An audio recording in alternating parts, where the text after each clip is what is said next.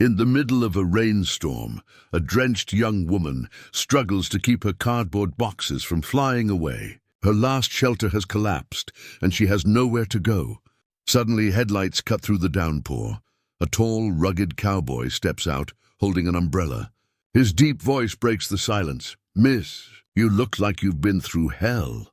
I've got a deal for you. I need a mother for my boys. And you need a home." She freezes, unsure if this stranger is her salvation or another heartbreak waiting to happen. The rain fell like shattered glass from a bruised sky, soaking the narrow streets of Maple Hollow, a town that had long forgotten what dreams looked like. Under a flickering streetlight stood Grace Miller, clutching two worn-out boxes, the last pieces of her once hopeful life. Inside those boxes were her world, a stack of lesson plans, a few books with crayon marks from her students, and a photo of her late mother, smiling in front of the old schoolhouse. Everything else, her apartment, her security, her dignity, was gone. The school had been her sanctuary. For 8 years, Grace had taught fourth-grade children how to believe in themselves, even when the world told them not to. But when the local board decided to shut down the rural school due to budget cuts, all the teachers were dismissed overnight. Grace tried to find other work, tutoring, library help, even cleaning jobs. But the town was small, and opportunities had dried up faster than the summer creek beds. Now her savings were gone. Her landlord had given her 3 days to pack up. And as the last door slammed behind her, Grace found herself standing in the cold November rain, her car parked by the curb, stuffed with whatever she could carry. Her breath fogged up the window as she sat behind the wheel, shivering. The car's heater hadn't worked for months, and every gust of wind rattled the doors like the world itself was mocking her. She tried to smile, tried to remind herself that she was strong, that she had survived worse. But this time, she had no one to turn to, no family, no friends close enough to ask for help. She whispered to the dark windshield, her voice barely audible. "Maybe tomorrow will be better. Maybe someone will need a teacher." Her words vanished into the rain.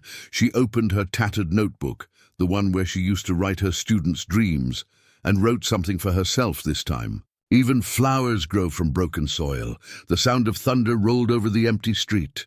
She leaned back and closed her eyes, hoping sleep would come quickly, even if it was inside a freezing car. But her stomach growled, and the ache in her chest deepened.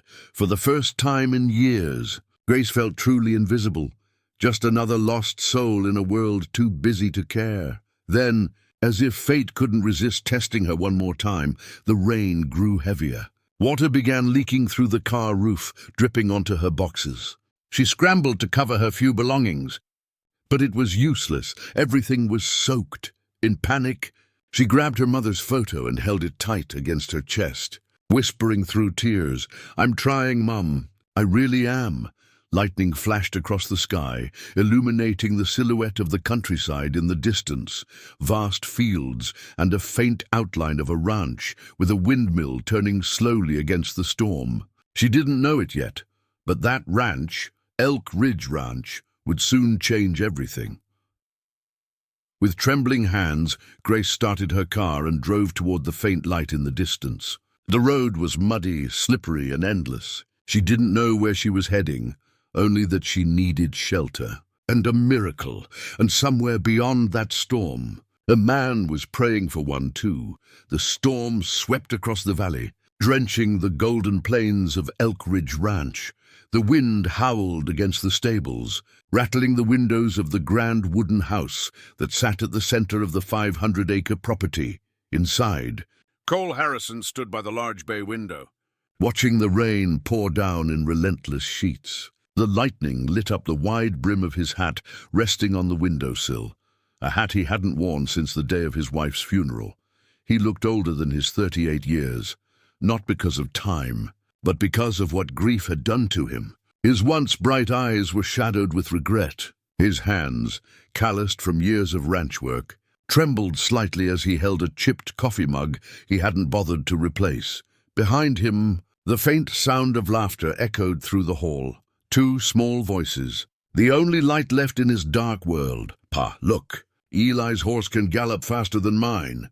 The twin boys, Eli and Noah, only 6 years old, raced wooden horses across the living room floor. Their blonde curls bounced as they played, but when they noticed their father watching, their joy faltered. They loved him, but they feared the silence that often followed his gaze. Cole forced a small smile, kneeling beside them. "That's a fine race you've got there, boys. Keep going."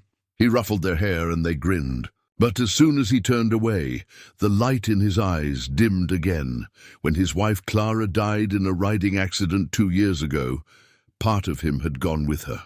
She had been his heart, wild, gentle, and full of laughter.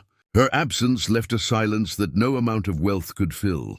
The ranch was prosperous. Thousands of acres of cattle and horses, dozens of workers, and a reputation that made Harrison a respected name across the state. But the man himself, the cowboy billionaire people admired from afar, was hollow on the inside. Cole had built walls around his grief. He worked from dawn to dusk, repairing fences that didn't need fixing, signing papers he didn't read, and sleeping in a bed that felt like a grave. The townsfolk whispered, "He's lost his touch." The poor man's heart died with her. He didn't care. He'd learned not to, until recently. Eli had stopped speaking altogether. The trauma of watching his mother's fall had stolen his words. Noah, the quieter twin, had become fiercely protective of his brother, often translating his gestures with uncanny understanding. Every night, Cole would stand by their door, listening to the silence. 2 small boys asleep, clutching a framed photo of their mother. He would lean against the wall, his chest tightening, his throat burning with words he never said aloud. "I'm sorry, Clara. I don't know how to fix them. I don't know how to fix me." The storm outside grew wilder, slamming against the house. Cole turned his eyes toward the distant road that led to the highway. Through the rain, he thought he saw faint headlights, a car struggling to make its way through the mud. He frowned. No one visited the ranch this late. Maybe it was just a passerby. Maybe it was nothing. Still, something tugged at him. That quiet intuition that had once saved him from a stampede, from a business betrayal, from countless dangers. He had ignored his instincts for too long. He set his mug down and grabbed his coat. "Stay here, boys," he said softly. "Daddy'll be right back." As he stepped outside, the wind bit through his shirt, the rain soaking his shoulders instantly. The storm raged around him, but he kept walking toward the gate, where he could now clearly see the shape of a car stuck in the mud. The headlights flickered weakly. Inside, a woman sat hunched over the steering wheel, motionless. Cole's boots splashed through the puddles as he approached, squinting against the rain. He knocked gently on the fogged window. "Ma'am, you all right in there?" When she looked up, his breath caught. Her face was pale, her hair plastered to her forehead, eyes wide with exhaustion and fear. She looked like she'd been running from something, or someone, and for a moment standing in the storm's fury. The lonely cowboy and the broken teacher stared at each other, 2 lost souls bound by pain. Unaware that destiny had just drawn their lines together, Cole opened the door and extended his hand. "You can't stay here, miss. Come with me. I'll get you out of the rain." She hesitated, staring at his hand, strong, steady, unfamiliar. Then, as thunder cracked overhead, she placed her trembling fingers in his, and just like that, 2 worlds collided, one of privilege, one of loss, both desperately in need of something neither could name yet. The storm hadn't slowed by the time Cole Harrison led the shivering woman through the gates of Elk Ridge Ranch. The porch lights flickered, reflecting off the sheets of rain that beat against the wide oak steps. He guided her under the awning, his strong hand steadying her trembling arm. Her soaked clothes clung to her fragile frame, and her lips were pale from the cold. She looked too tired to speak, too proud to cry. "Come inside," he said, his voice low but firm. "You'll catch your death out here." Grace hesitated at the door, glancing at the sprawling ranch house beyond the threshold, the kind of place that belonged in a different world than hers.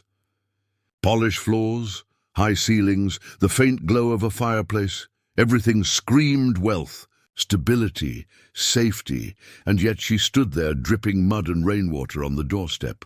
feeling like she didn't belong. "I don't want to intrude," she whispered. "I'll be fine in the car once the rain stops." Cole frowned. "Ma'am, that car's half sunk in mud and the storm won't let up tonight. You'll stay here, at least until morning." He didn't give her a chance to argue. He took her boxes from her hands, carrying them as though they weighed nothing, and set them by the entryway. Grace blinked back tears. No one had shown her kindness in so long that it almost hurt to receive it. Inside, the warmth of the fire wrapped around her like a forgotten embrace. She rubbed her hands together, staring at the dancing flames. The smell of wood and coffee filled the room, the kind of scent that carried memories of safety. Cole handed her a towel and a flannel blanket. "Dry off. I'll get you something warm to eat." She looked up at him. "Thank you." I don't even know your name." He paused for a moment before answering. "Cole Harrison." Her eyes widened slightly. Everyone in the valley knew that name. The richest rancher in the county, known for his business sense and heartbreak in equal measure. "I've heard of you," she said quietly. "You're the man who owns all this land." "And you are?" Grace Miller." She hesitated. "I used to teach at Maple Hollow Elementary before they shut it down." Something softened in his eyes. "Teacher, huh?" "My boys could use one of those around here." As if summoned by the mention of their names, two small faces peeked out from behind the staircase. Eli and Noah, wrapped in matching plaid pajamas. Their blonde curls glowed in the firelight, but their expressions were shy, cautious. Grace smiled instinctively, crouching down to their height. "Well, hello there," she said softly. "Are you two up past bedtime?" Noah nudged his twin forward, whispering, "She talks nice, Eli." Cole chuckled under his breath. "Boys, this is Miss Miller. She's staying the night." Eli didn't respond. He simply stared at Grace, curious, uncertain, then pointed toward her soaked shoes. "Oh, I'm a bit of a mess, aren't I?" she said, laughing softly. It was the first genuine laugh that had escaped her lips in weeks. "But I promise I clean up well." The boys giggled, and Cole noticed something he hadn't seen in months, a spark of joy in their eyes. After supper, a simple meal of stew and cornbread, Grace offered to help wash the dishes. Cole tried to refuse, but she insisted, saying it made her feel useful. While she worked, the twins hovered nearby, listening as she hummed a lullaby, a soft tune she used to sing to her students during reading time. When she saw them lingering, she smiled. "Would you like a bedtime story before you sleep?" The boys exchanged glances and nodded, so Grace sat on the couch, wrapping them both in a blanket, and began to tell them the story of the brave little colt who lost his way. Her voice was gentle, filled with warmth, the kind that wrapped around wounded hearts and made them believe again. Cole stood by the doorway, silent, watching. His sons' faces lit up, their giggles filling the house like sunlight breaking through storm clouds. He hadn't heard that sound, that kind of laughter, since Clara died. When the story ended, Eli, the one who hadn't spoken in almost a year, tugged at Grace's sleeve. He didn't say anything, but he leaned forward and hugged her. Grace froze for a moment, then slowly wrapped her arms around him. Noah whispered to his father, eyes wide with wonder. "Pa." Eli hugged her. Cole's chest tightened. Something shifted deep inside him, something he hadn't dared feel for a long time. After tucking the boys into bed, Grace turned to Cole, uncertain. "They're beautiful," she said softly. "You're doing a good job, you know. They just need a little warmth." He met her gaze, the firelight reflecting in his eyes. "And what about you, Miss Miller? You look like you could use some of that too." She smiled faintly, hiding the pain in her eyes. "I'll be all right. I always am." He studied her for a long moment, then said quietly, almost to himself, "Maybe you don't have to be." That night, as the storm calmed and silence returned to the ranch, Cole lay awake, thinking about the woman sleeping in his guest room, the teacher with nothing left but kindness in her heart. He didn't know it yet, but the deal forming in his mind would soon change both their lives forever. The morning sun spilled over Elk Ridge Ranch, turning the wet fields into mirrors of gold. The storm had passed, leaving behind a crisp, cool silence. the kind that makes you believe maybe life can start again after ruin. Grace awoke to the soft sound of laughter outside her window. Peering through the lace curtains, she saw the twins, Eli and Noah, running across the field, their small boots splashing through puddles. Cole Harrison walked a few paces behind them, a coffee mug in hand, watching with quiet pride. For a moment, she forgot her troubles. The sight was so warm, so real, that it made her heart ache. But when she looked down at her few belongings, her half-soaked boxes, her worn shoes, reality returned like a cold wind. She couldn't stay here forever. This was his world, not hers. Later that morning, Grace found Cole in the barn, feeding the horses. The scent of hay and leather filled the air. A ray of light cut through the open door, landing on his broad shoulders as he worked. She hesitated before speaking. "Mr. Harrison, I can't thank you enough for last night. You didn't have to help me." He didn't look up. "Wasn't a big thing. You needed help. I had the means." Grace bit her lip. "Still, I should go. I've taken too much of your kindness already." Cole set down the bucket and finally turned to face her. His gaze was calm but searching. "And where exactly will you go?" She hesitated. The truth hurt to admit. "I don't know yet. I'll find work somewhere. Maybe another town." He crossed his arms. "You've got no job, no roof, and a car that's one rain away from rusting through. That's not a plan, Miss Miller. That's just wishing." She stiffened, pride flashing in her eyes. "I'll manage. I always have." He studied her, the exhaustion behind her defiance, the quiet dignity she carried despite having nothing. Then his tone softened. "You're a good woman, Grace. My boys haven't smiled like that in months." "You did that?" Grace blinked, caught off guard. "They're wonderful children. They just needed someone to listen." Cole nodded slowly, as if confirming something to himself. He took a deep breath, his jaw tightening with a decision. "Then maybe they need you more than just for one night," Grace frowned. "I don't understand." He stepped closer, his voice low, deliberate. "You need shelter. My boys need a mother. I've been thinking about it all night. What if we helped each other?" Her heart skipped. "You mean a marriage," he said simply. "In name only, if that's what you want. You'll have a home, food, a purpose. In return, my sons will have what they've been missing: care, stability, a woman's warmth in this house again." Grace stared at him, speechless. She thought she had misheard. "Mr. Harrison, that's absurd. You don't even know me." He met her eyes, steady as stone. "I know enough. I know you're kind. I know you didn't ask for pity. And I know you'd never hurt my boys. That's more than I can say for most folks." She shook her head, voice trembling. "People would talk. They'd say I married you for money." Cole shrugged. "Let 'em talk. Folks in this town have been talking about me for years. I stopped listening a long time ago." Grace felt tears sting her eyes, not from sadness, but from the shock of being seen. For so long she had felt invisible, forgotten. And now this man, this quiet, grieving cowboy, was offering her not just a roof, but dignity. Still, fear lingered. "What about love, Mr. Harrison? Don't you think marriage should mean more than convenience?" Cole's voice lowered. "Love died with my wife. I'm not asking for that.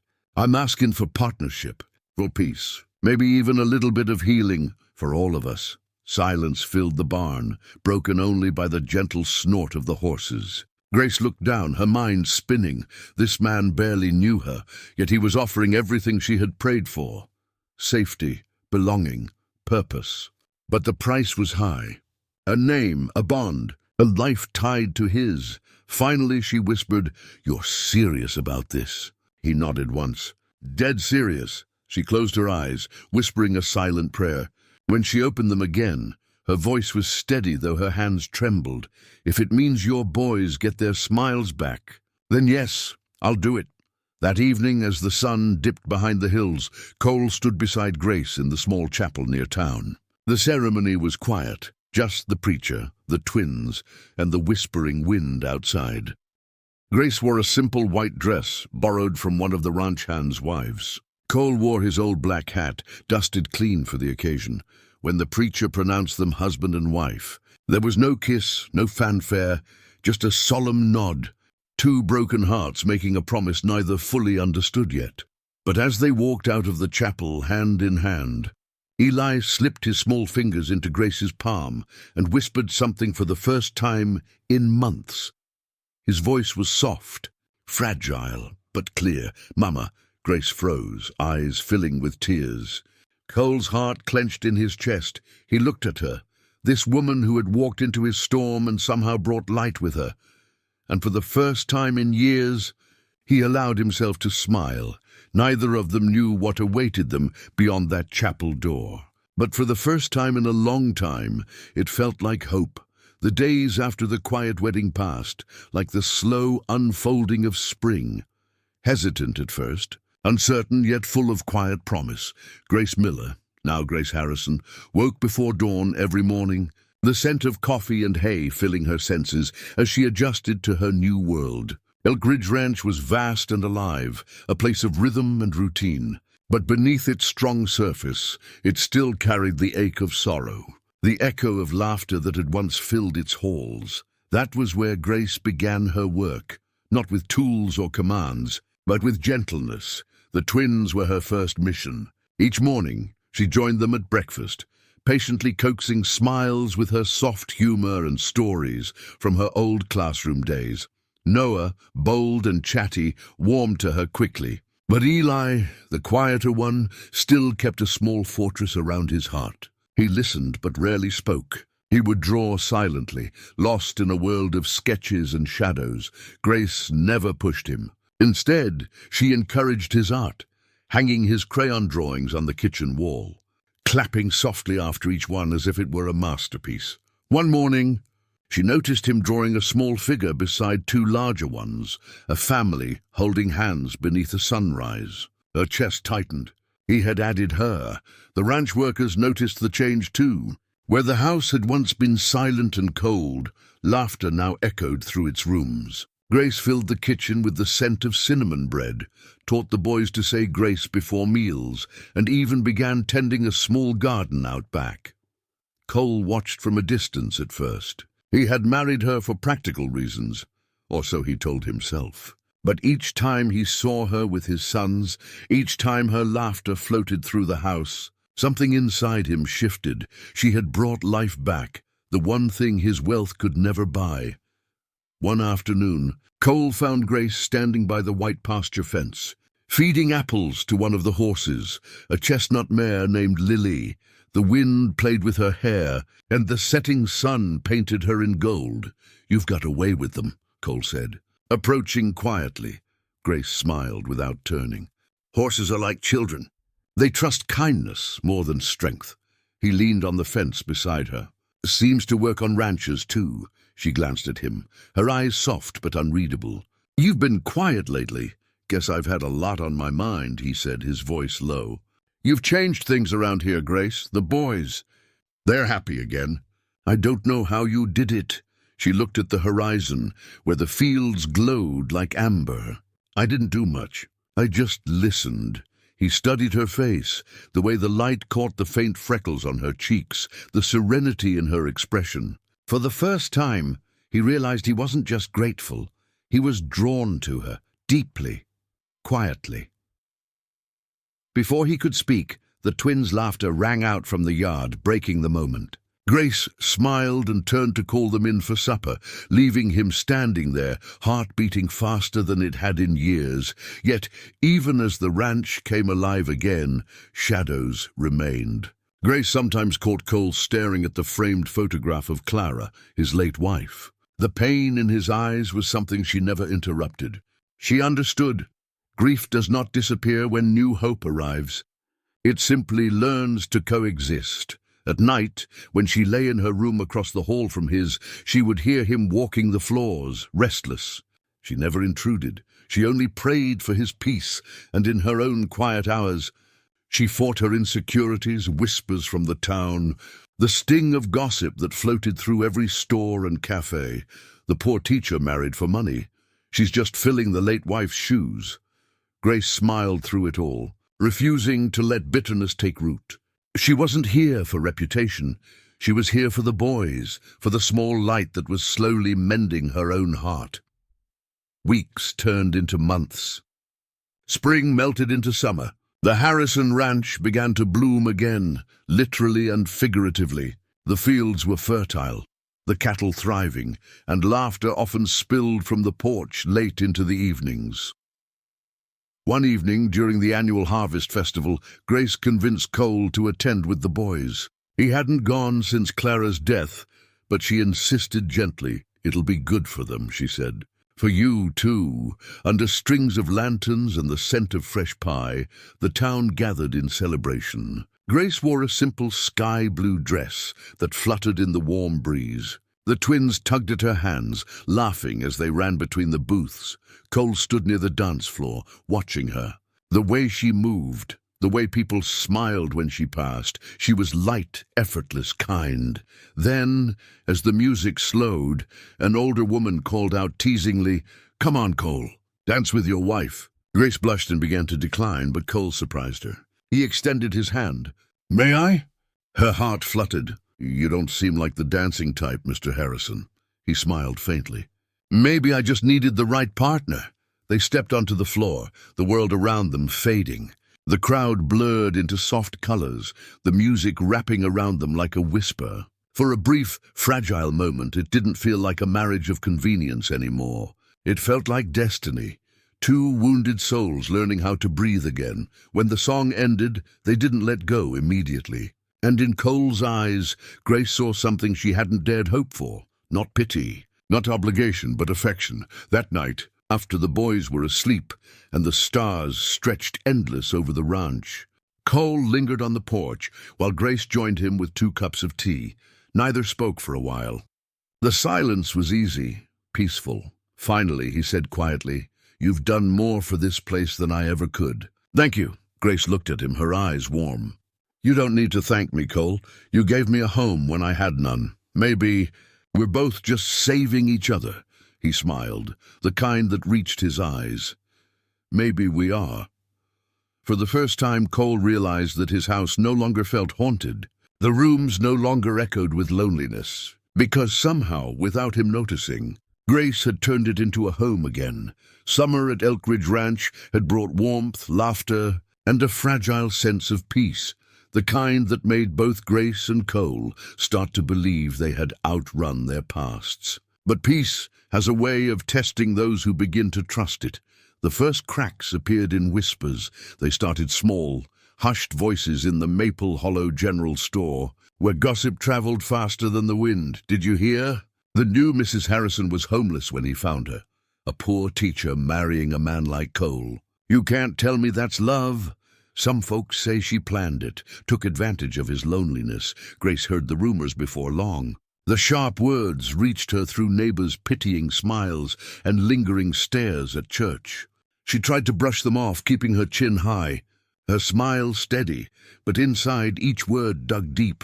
Cole noticed the change in her before she ever told him. One evening, as the sun dipped behind the ranch, he found her sitting alone on the porch steps, staring at the fading sky. The twins were already asleep, their drawings scattered on the living room floor. He leaned against the post, folding his arms. "You've been quiet lately." Grace didn't look up. "Just tired, that's all." He studied her, the faint tremor in her hands, the sadness in her voice. "That's not it. Something's eating at you." She hesitated, then sighed. "People are talking, Cole, about us, about me. They think I married you for your money." Cole's jaw tightened. "Let them talk. You know it ain't true, and so do I. But it still hurts," she whispered. "All my life I've worked to be someone of worth. And now I'm being painted as some gold-digging charity case." He stepped closer, his voice firm but gentle. "You think I care what they say? Grace, you've done more for this family than anyone could have hoped for. The boys, they adore you. He stopped himself, swallowing the words that almost escaped. Grace looked up, her eyes soft.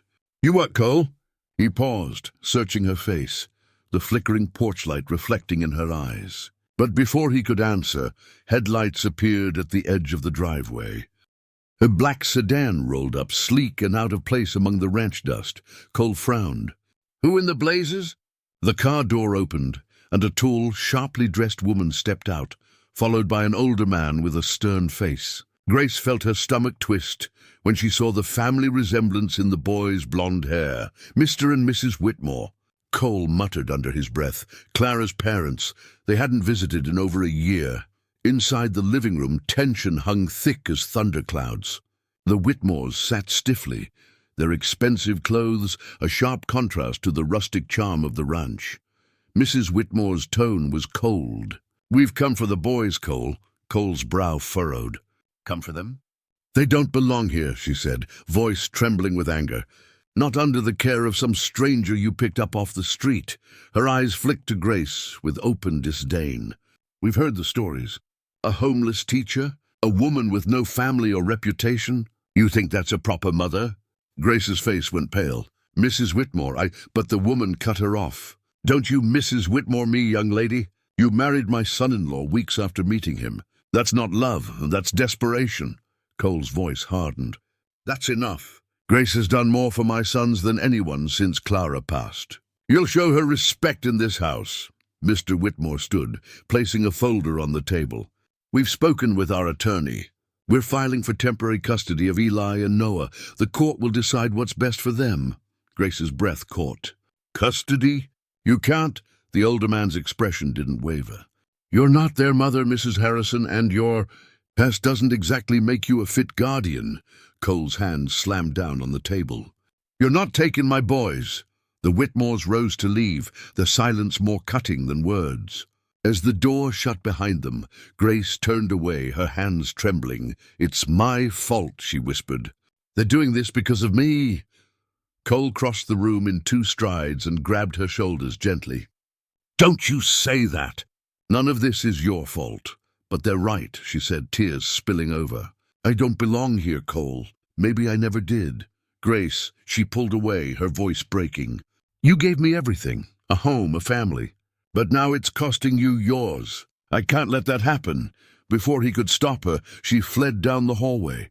That night a storm began to brew, distant thunder rumbling across the plains. By dawn, Grace was gone. Her note sat on the kitchen table, trembling in the morning breeze from the open window. "Cole, thank you for saving me when I had nothing. Please don't come after me. The boys need peace, and they'll have that without me. Tell them I love them." When Cole found it, his heart stopped. He searched every room, every corner of the ranch, shouting her name until his voice was hoarse. Eli and Noah stood by the door, clutching each other, tears in their eyes. "Pa, she's not coming back, is she?" Noah whispered. Cole knelt down, his voice breaking. "She is, son. I'll bring her home. I promise."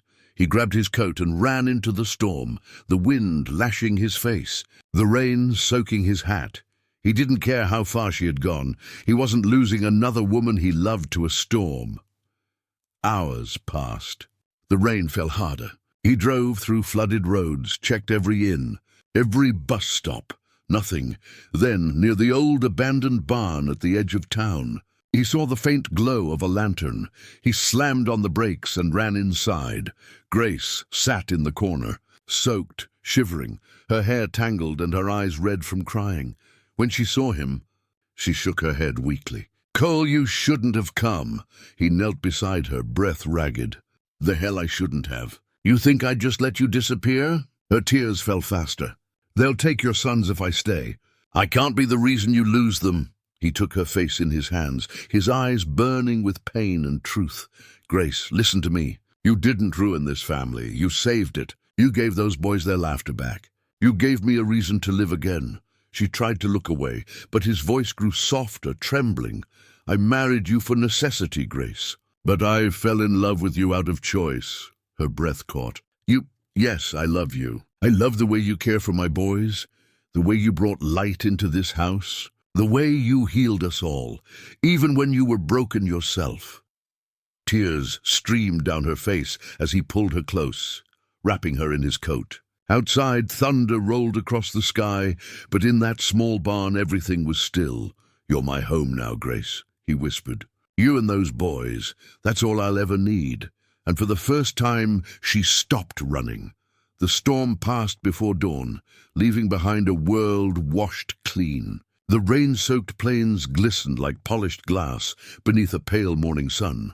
Cole's truck rumbled back toward Elk Ridge Ranch, its tires splashing through shallow puddles. Grace sat in the passenger seat, wrapped in his weathered jacket, silent but no longer afraid. As they neared the ranch, the boys ran out to meet them, barefoot, crying, shouting her name. "Miss Grace! Miss Grace!" Eli reached her first, throwing his arms around her waist. Noah clung to her hand. Grace knelt down, her voice trembling. "I'm so sorry, my loves. I shouldn't have left." Eli shook his head fiercely. "Don't ever say that. You're our mom now." The word mom broke her completely. She hugged them both tight, tears mixing with their laughter, the kind of tears that healed instead of hurt. Cole stood nearby, his hat in his hands, watching them with quiet reverence. For the first time since Clara's death, he felt the house truly alive again, full of warmth, noise, and love. But peace didn't come without a fight. 2 weeks later, the family stood in the Maple County Courthouse, the air heavy with tension. Across the aisle sat the Whitmores, their lawyer poised with a file full of accusations. Grace kept her hands clasped tightly in her lap.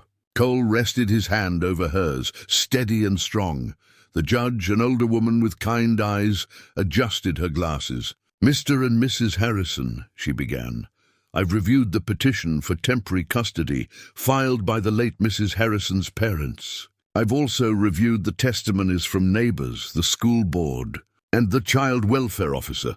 Mrs. Whitmore lifted her chin smugly, expecting the verdict to favor her. But then the judge continued, her tone softening. "The court finds that the children, Eli and Noah Harrison, have thrived under the care of Mr. and Mrs. Harrison.